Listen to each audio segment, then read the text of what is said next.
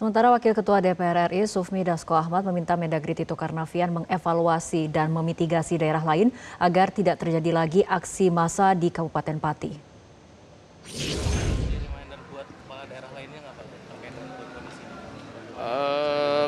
Ya kami tadi sudah juga rapat evaluasi dengan Menteri Dalam Negeri mengenai beberapa hal perkembangan di daerah-daerah lain yang kemungkinan ada kebijakan yang sama dan sudah kita minta kepada Mendagri untuk mengambil langkah-langkah yang nggak perlu untuk memitigasi hal yang serupa demikian. Pemirsa, lalu bagaimana respon warga Cirebon atas kenaikan pajak bumi dan bangunan hingga 1000%? Kita akan tanyakan langsung kepada juru bicara Paguyuban Pelangi Cirebon, Heta Mahendrati. Selamat malam, Mbak Heta. Selamat malam, Mbak Fitri. Dengan saya Heta. Baik. Mohon maaf, saya lagi di jalan. Jadi kalau ada sinyal tidak bagus, saya mohon maaf sebelumnya. Izin. Baik, Mbak Heta, kita ingin tahu terlebih dahulu, benarkah kenaikan PBB di kota Cirebon ini mencapai hingga 1000%? Terima kasih atas waktunya.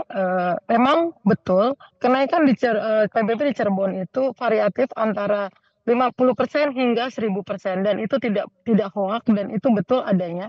Dan itu pernah kita sampaikan di dalam hearing tanggal 7 Mei tahun 2024 dan itu dibenarkan oleh pihak Dewan juga.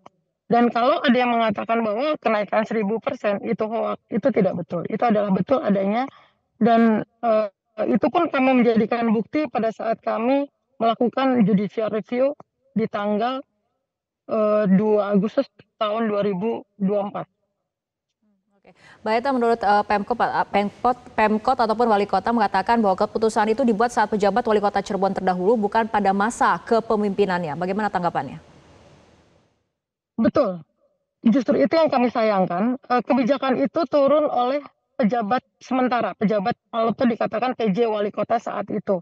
Jadi bukan oleh Wali Kota yang sekarang. Yang kami sayangkan, kenapa PJ saat itu tidak mengikuti keputusan dari Kemendagri bahwa PJ dilarang untuk mengambilkan kebijakan yang menyangkut hajat hidup orang banyak. Yang pastinya PBB itu menyangkut hajat hidup orang banyak. Begitu, Mbak Fitria.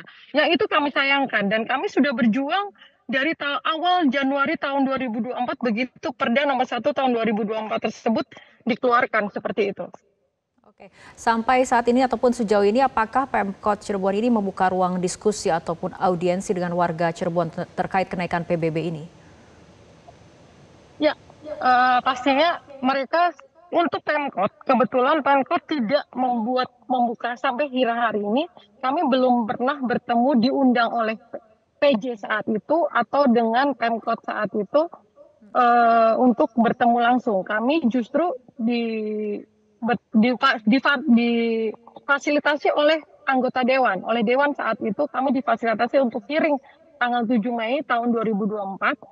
Dan kemudian kami dihearing lagi 26 Februari tahun 2025. Dan hasil putusan JR-nya tersebut adalah bulan Desember kami ditolak. Kami sudah yakin bahwa memang tahu bahwa akan ditolak. Tapi tetap kita lakukan karena kami merasa warga negara Indonesia yang taat akan hukum, segala prosedur hukum sudah kami lakukan. Sehingga kami berharap, hanya harapan kami terakhir pada Januari, tanggal 15 Januari tahun 2025, kami sudah bersurat kepada Bapak Presiden Prabowo Subianto untuk bisa membantu kami, untuk menyuarakan dari kami, keluh kesah kami dari 2024. Dan kami juga sudah bertemu dengan para pejabat di Kementerian Dalam Negeri saat itu, dan kami hingga hari ini, mohon maaf Pak Fitria, kami belum mendapatkan surat balasan. Terima kasih. Oke, baik. Artinya apa sebetulnya tuntutan detail dari warga Kota Cirebon? Tuntutan warga Kota Cirebon hanya simpel. Kalaupun kami hingga saat ini sudah kami diskusikan kemarin dengan para paguyuban baru, kami ingin agar PBB kembali ke 2023. Pada saat itu kami menuntut seperti itu. Dan kalaupun ingin membuat suatu kebijakan, kami diajak bersama-sama dengan masyarakat. Jangan asal membuat kebijakan.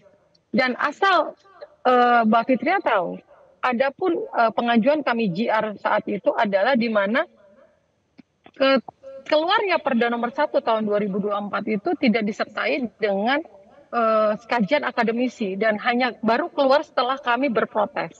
Itu ada buktinya pada saat kami JR ada. Seperti itu.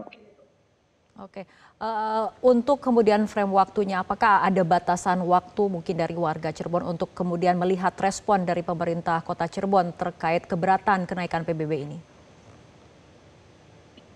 Kami pastinya masih menunggu, Mbak.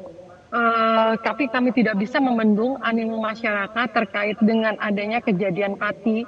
Kami tidak bisa membendung mereka. Kami akan sebisa mungkin membendung dengan cara berdialog ataupun apabila dari Pemkot membuka ruang dialog untuk kami, pastinya akan kami terima. Tapi kami tidak bisa membendung pergerakan yang ada di bawah. Seperti itu. Oke, artinya harapan ke depannya seperti apa, Mbak? Harapan kami, pemerintah kota dan anggota dewan yang terhormat, Bapak Presiden yang terhormat, semoga keluhan dari warga masyarakat Kota Cirebon didengar. Dan harapan kami untuk PBB saat ini berlaku surut sesuai dengan 2023. Jadi jangan seperti yang pernah disampaikan, sudah beredar video dari Bapak Wali Kota Cirebon yang mengatakan akan berlaku tahun 2026. Kami berharap hal tersebut, putusan tersebut berlaku surut dalam arti 2024, 2025 pun akan berlaku sama. Seperti itu. Oke, baik, nantinya kita tunggu. Keputusannya berlaku surut seperti itu, Mbak Fitria. Oke, baik, kita tunggu bagaimana respon dari Pemkot Cirebon. Tadi kami juga sudah berupaya untuk menghubungi Wali Kota Cirebon Effendi Edo, tapi belum bisa bergabung dalam diskusi untuk malam hari ini. Terima kasih Mbak Heta telah berbincang bersama kami malam hari ini. Jelajahi cara baru mendapatkan informasi. Download Metro TV Extend sekarang.